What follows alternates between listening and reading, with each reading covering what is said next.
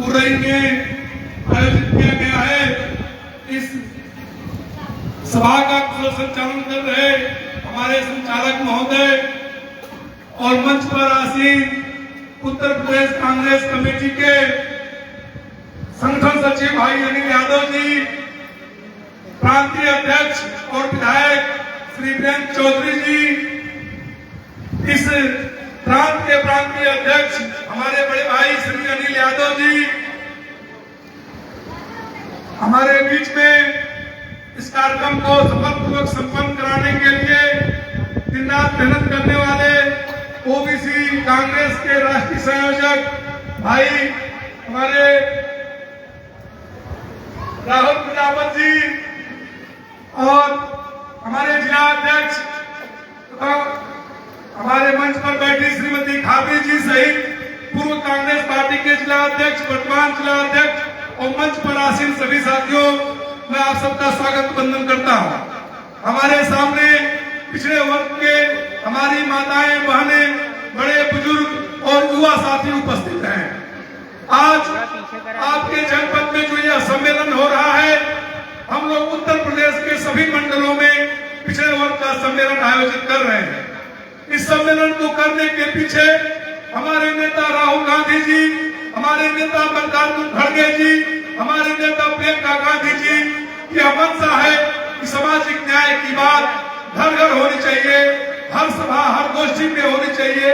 और उत्तर प्रदेश कांग्रेस कमेटी के सभी जिलों में, सभी ब्लॉकों में हर जगह दलित, पिछड़ों और अल्पसंख्यकों के हक और हिस्से की बात को कांग्रेस पार्टी पुरजोर तरीके से लड़ेगी। जहां तक सवाल है जातीय जनगणना कराने की, तो हमारे पूर्व वक्ता आदरणीय मास्टर साहब ने बहुत ही विधिवत तरीके से आप लोगों को बताया। इस देश में तमाम संस्थाएं हैं, इस देश में नौकरियों के लिए हम लोग संघर्ष कर रहे हैं, लेकिन जब कभी मामला हमारा किसी न्यायालय में जाता है तो न्यायालय पूछता है कि आखिर पिछड़ों की जनसंख्या कितनी है।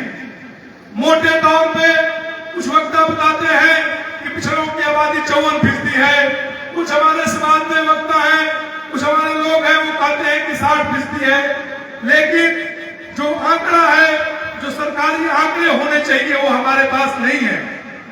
तब जब न्यायालयों में हमारी आंदोलन की लड़ाई जाती है तो कई बार हमें वहां से पराजय होना पड़ता है, कई बार न्यायालयों में हम तथ्य नहीं दे पाते हैं तो हमारे मसलों की सुनवाई करने में दिक्कतें आती हैं। आज जैसा कि गुरु जी बता रहे थे, 1931 के बाद पिछड़े वर्ग की जनगणना नहीं कराई गई। पिछड़े वर्ग की आबादी यहाँ पर लगभग 60% है। 60% लोगों को मंडल कमीशन के आरक्षण लागू होने के आज 30 साल बाद भी उनकी सरकारी नौकरियों में भागीदारी अभी उनका प्रतिनिधित्व पूरा नहीं हुआ है। जो 27% हमको आरक्षण दिया गया है, 27% पद भी अभी हमको आरक्षण नहीं मिला है। आप अगर केंद्रीय सचिवालयों में आईएएस अधिकारियों जहां पर सचिव स्तर के लोग बैठते हैं, वहां पर पिछड़े वर्ग के मात्र 5% लोग हैं। भारतीय जनता पार्टी की सरकार बहुत जोर शोर से ढोल बजाती है, वो पिछड़ों की हितैषी है, लेकिन भारतीय जनता पार्टी ने पूरे देश में पिछड़े वर्ग के लोगों के साथ लगातार जुल्म ज्यादती और उनके अधिकारों को छीनने का प्रयास किया है। आप समझ सकते हैं, भारतीय जनता पार्टी की सरकार लगातार जो सरकारी नौकरियां हैं और जहां से सरकारी नौकरियां मिलती है उन संस्थानों का लगातार निजीकरण कर रही है। अपने पूंजीपति मित्रों को, अडानी और अंबानी को देने का काम कर रही है। उससे दो बात होती है। पहली बात होती है कि पिछड़े वर्ग के लोगों को उनका आरक्षण नहीं देना पड़ेगा, क्योंकि जब वो सरकारी नहीं रहेगा तो निजी क्षेत्र में आरक्षण लागू न होने की वजह से उनको आरक्षण नहीं देना पड़ेगा। दूसरा वो काम इसलिए करते हैं प्राइवेट, कि प्राइवेट नौकरियां जब हो जाएंगी तो उसमें बड़े लोगों की और जो उच्च कुलीन तबका है उन लोगों की जो उसमें भागीदारी है वो ज्यादा है और उन लोगों को रखने में उसमें आसानी होगी। उसी तरह से भारतीय जनता पार्टी ने पूरे देश में पिछड़ों के साथ लगातार नाइंसाफी करते हुए सिर्फ उनसे झूठे वादे किए हैं, उनसे कोई किए हुए किसी भी वादे को पूरा नहीं किया है।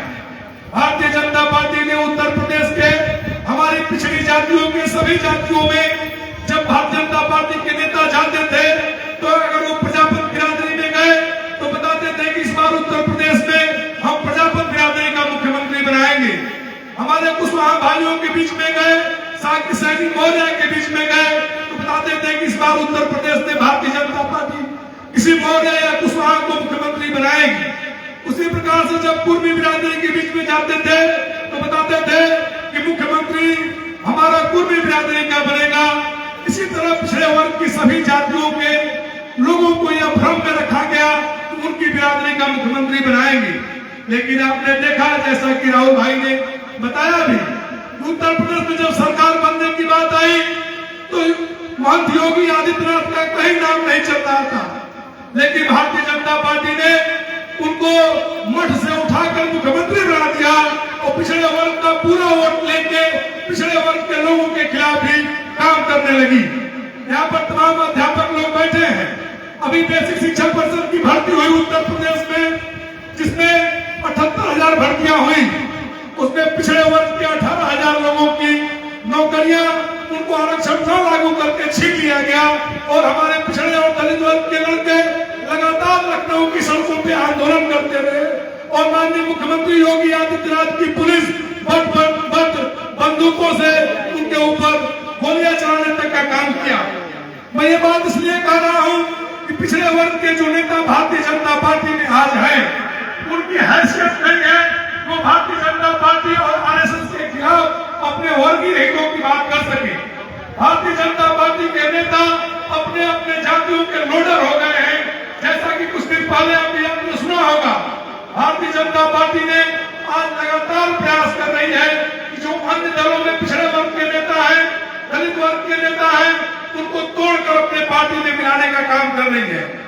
वो क्यों कर रही है? क्योंकि भारतीय जनता पार्टी जब से माननीय नेता हमारे राहुल गांधी ने कन्याकुमारी से लेकर कश्मीर तक भारत जोड़ो यात्रा निकाली और इस देश के दलितों, पिछड़ों, गरीबों, मजदूरों, लाचारों, बेबसों, महिलाओं और मासूमों की गले लगाना शुरू किया, उनकी बातें सुनने लगी और उनके हक के लिए लड़ने लगे, तब से भारतीय जनता पार्टी के नेता मोदी और भारतीय जनता पार्टी की मातृ संस्था आरएसएस के लोग डरे हुए हैं, घबराए हुए हैं।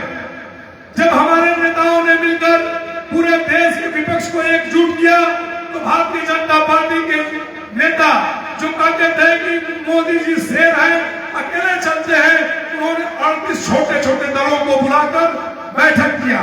इसका मतलब है कि भारतीय जनता पार्टी और आरएसएस ये समझ गई है कि 24 में मोदी जी दोबारा नहीं आने वाले हैं। उन्होंने इस देश के सभी वर्गों के साथ नाइंसाफी की है।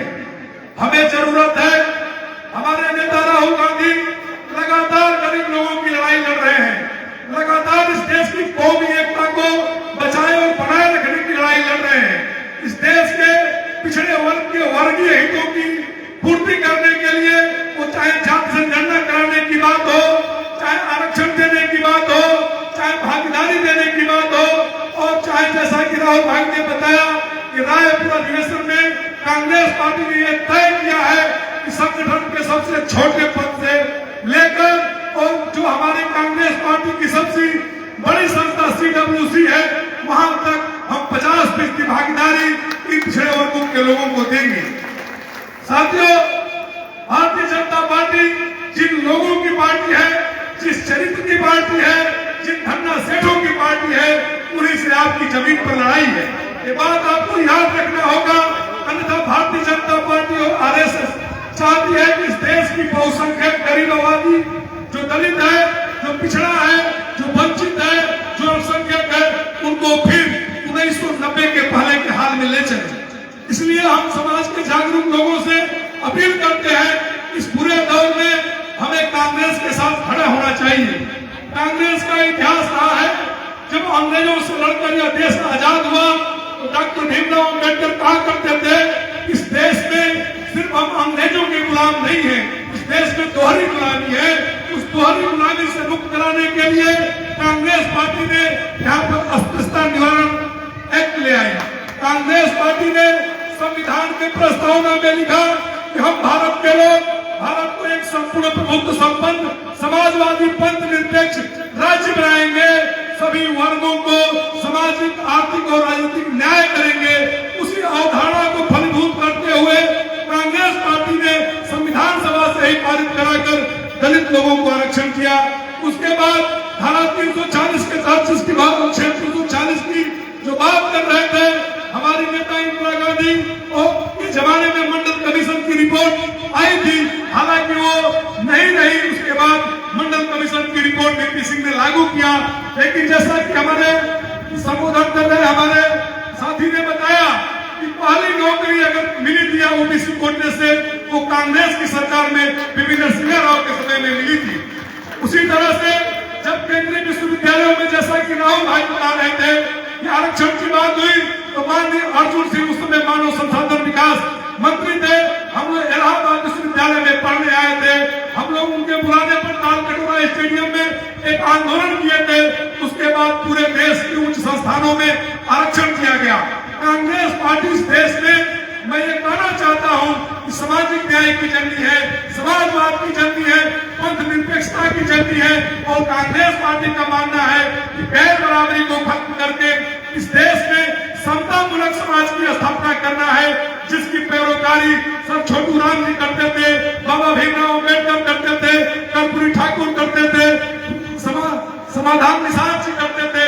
जो तमाम हमारे दलित पिछड़े वर्ग के जो महान विभूतियां हुई हैं, जो आंदोलनकारी थे, जो हमारे लिए लड़े हैं, उन सबकी यही मंशा थी।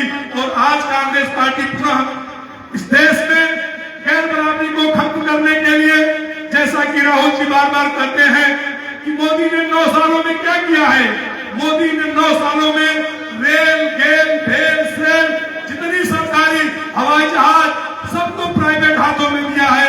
अपने कुछ पूंजीपति मित्रों जैसे कि अडानी और अंबानी को धनी बनाने के लिए इस देश के सभी सरकारी संस्थानों को उनके हवाले कर दिया। यहाँ तक कि नोटबंदी करके जो माताएं, बहनें और परिवार के लोग अपनी जमा पूंजी रखे थे, उसको बैंकों में ले जाकर वो बैंकों का पैसा मोदी अडानी को देकर दुनिया का 1 नंबर का धनी बनाने का प्रयास किया था। लेकिन उस झूठ का जब पर्दाफाश हुआ और राहुल जी ने संसद में जब पूछा कि मोदी जी बताइए कि आपका मित्र 9 साल में इतना धनी कैसे हो गया, जबकि कोरोना के दौर में इस देश के गरीब लोग, इस देश के मजदूर लोग जिनकी नौकरियां छूट गई, वो लोग खाने दाने के लिए मोहताज है। लेकिन आपका एक मित्र अडानी इन 10 सालों में दुनिया का दूसरे नंबर का अमीर कैसे बन गया। मोदी जी को यह बात नागवार गुजरी। मोदी जी चूंकि चोरी किए हैं, मोदी जी ने जो एक कोरोना के दौर में उन्होंने एक प्रधानमंत्री राहत कोष के नाम से जो पैसा इकट्ठा कराया था देश के लोगों से, उस 20,000 करोड़ रुपया उन्होंने अपने मित्र अडानी को दे दिया है, जिसका हिसाब राहुल गांधी ने मांग दिया तो राहुल गांधी की सदस्यता खत्म कराई गई। राहुल गांधी को गुजरात के एक कोर्ट के द्वारा राहुल गांधी ने पूछ लिया कि ललित मोदी, नीरव मोदी, मेहुल चौकसी, ये सब मोदी सरनाम वाले लोग क्यों लूट कर रहे हैं, इसलिए उनको सजा करके उनकी सत्ता खत्म करा दी गई। इस देश में लोकतंत्र की हत्या की जा रही है। इस देश में लोगों के न्यायिक अधिकारों को खत्म करने का प्रयास किया जा रहा है। इस देश में फिर से मनुवादी व्यवस्था कायम करना चाहते हैं, तो चाहते हैं कि इस देश के जो बहुसंख्यक आबादी है अपने अधिकारों के लिए, अपने हक के लिए सरकारों से न लड़ सके। इसलिए मैं आप लोगों को चेताने आया हूं, मैं कहने आया हूं, एकजुट हो जाइए। कांग्रेस पार्टी ही एक रास्ता है जिसके माध्यम से हम भारतीय जनता पार्टी को हरा करके और पूरा इस देश में अमन चैन, इस देश में सामाजिक न्याय की बात, इस देश में गरीब गुरबा की बात, इस देश में पिछड़े और दलितों की बात कर सकते हैं। मनोज भौजी जी कह रहे थे इस देश में कांग्रेस पार्टी की 4 राज्यों में सरकार है, हिमाचल में, कर्नाटक में और छत्तीसगढ़ में, और हमारी सरकार 4 राज्यों में है। इन 4 राज्यों में हमारे 3 मुख्यमंत्री पिछड़े वर्ग से हैं। कांग्रेस पार्टी का यह दोहरा चरित्र नहीं है। कांग्रेस पार्टी जो कहती है वो करने में भरोसा रखती है, अन्यथा वो कहती नहीं है। अगर कांग्रेस पार्टी कह रही है भारतीय जनता पार्टी जातिगत जनगणना के आंकड़ों को जारी करे, अगर भारतीय जनता पार्टी नहीं करती है, हमारे नेता राहुल गांधी इस बात के लिए प्रतिबद्ध है कि आगामी जो सरकार बनेगी उस सरकार में कांग्रेस पिछड़ों का जातिगत जनगणना करा के उनका समुचित भागीदारी इस देश में तय करेगी। और मैं आप लोगों से कहना चाहता हूं, तमाम बातें हमारे पूर्व वक्ताओं ने कहा, इस पूरे देश में जिस तरह का माहौल बना है कि देश फिर उसी दौर में लौट रहा है जहां पर हम आपके पूर्वज जब अपने अधिकारों की बात करते थे उनका दमन किया जाता था, उनका शोषण किया जाता था। आपने देखा होगा 2 दिन पहले एक वीडियो वायरल हुआ था, 2 महिलाओं को नग्न करके मणिपुर में परेड कराई जा रही थी। इस देश में हमारी पहलवान बेटियां दिल्ली में धरने पर बैठी हुई थी और उस धरने में उत्तर प्रदेश का ही एक बाहुबली सांसद है भारतीय जनता पार्टी का, जिसने शोषण किया है। उस देश का प्रधानमंत्री उसको संरक्षण दे रहा है। उत्तर प्रदेश में पिछड़े और दलित वर्ग के युवा जो थोड़ा बहुत अपने सम्मान के लिए लड़ते हैं, उत्तर प्रदेश की सरकार या तो पुलिस के माध्यम से उनका इनकाउंटर करा देती है या सत्ता संरक्षित गुंडों के द्वारा उनकी हत्या करा दी जाती है। आप इनके बगल में झांसी में पुष्पेंद्र यादव की पुलिस द्वारा हत्या कर दी गई। आप ने देखा अभी इलाहाबाद में पुलिस कस्टडी में एक पूर्व सांसद की हत्या करा दी गई। भारतीय जनता पार्टी हत्यारे और लुटेरों की पार्टी है। भारतीय जनता पार्टी में योगी जी के बिरादरी का अगर अपराधी होगा उस अपराधी को सत्ता और पुलिस संरक्षित करेगी, उसको और सुरक्षा दी जाएगी ताकि वो दलितों और पिछड़ों का शोषण कर सके। लेकिन अगर पिछड़े और दलित वर्ग का कोई स्वाभिमानी युवा होगा जो इस सरकार को चुनौती दे रहा होगा, उसको ये लोग या तो पुलिस के द्वारा मरवा देंगे या अपने गुंडों के द्वारा मरवा देंगे।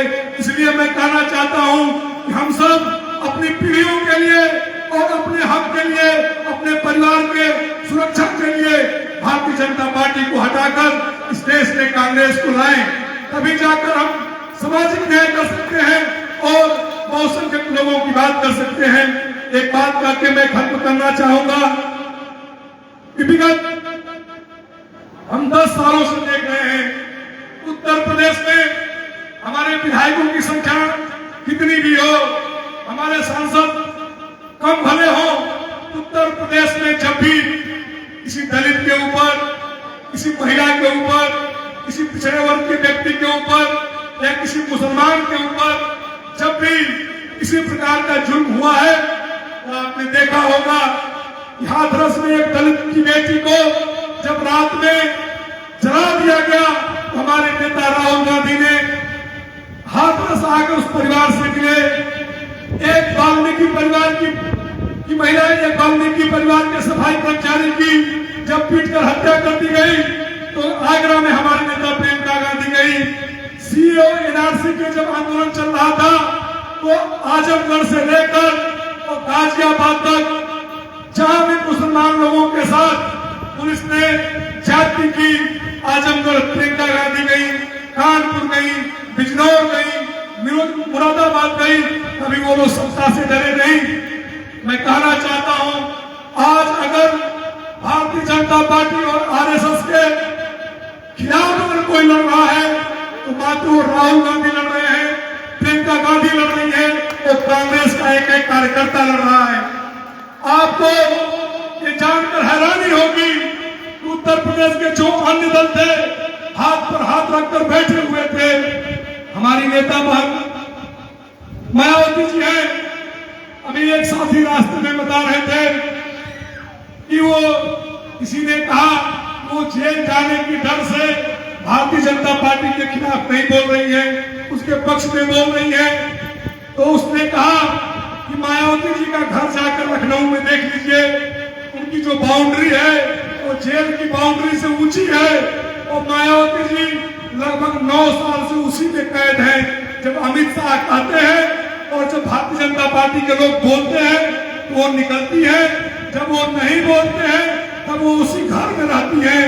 इतने बहुसंख्यक वर्ग जो दलित तबके के लोगों ने चंदे से अपने पेट काट करके, जैसा कि दादा के बारे में कोई बता रहा था कि ये मिस्त्री थे, बसपा के संस्थापक थे, अपनी पूरी जीवन की कमाई दे दिए। ये सब दे करके जब मायावती जी को उस ओहदे पर बैठा दिया, हम उम्मीद करते थे कि जब हमारे साथ कोई दिक्कत आएगी वो खड़ी रहेगी। जब हमारे साथ हमारे लोगों के ऊपर दमन हो रहा है तो वो मायावती जी उस बड़े बंगले में भारतीय जनता पार्टी की कैद में है। उनको छुड़ाने के लिए, क्योंकि वो बोल नहीं सकती है, हम सबको भी उनके लिए भी लड़ना पड़ेगा ताकि उनका जो कैद है, कैद की मियाद पूरी हो। आप सब लोग आए, आप बहुत बहुत धन्यवाद। इस लड़ाई को हम और आगे तक ले जाएंगे, आप लोगों का साथ और सहयोग रहेगा। और मैं कहना चाहूंगा 2024 एक मौका है, भारतीय जनता पार्टी को हटा दीजिए, वरना हमें इस बात की शंका है कि 2024 के बाद इस देश में तानाशाही लागू कर दी जाएगी, कानून का राज खत्म कर दिया जाएगा, संविधान को खत्म करके इस देश में आरएसएस की सत्ता काबिज कर दी जाएगी और अगला चुनाव नहीं होगा। इसलिए 24 में हम सबको मिलकर निर्णय लेना है, भारतीय जनता पार्टी को हटाना है। और एक बार हमारे साथ जोर का नारा लगाइएगा, राहुल गांधी जिंदाबाद, मल्लिकार्जुन खड़गे जिंदाबाद, कांग्रेस पार्टी जिंदाबाद, प्रियंका गांधी जिंदाबाद। धन्यवाद।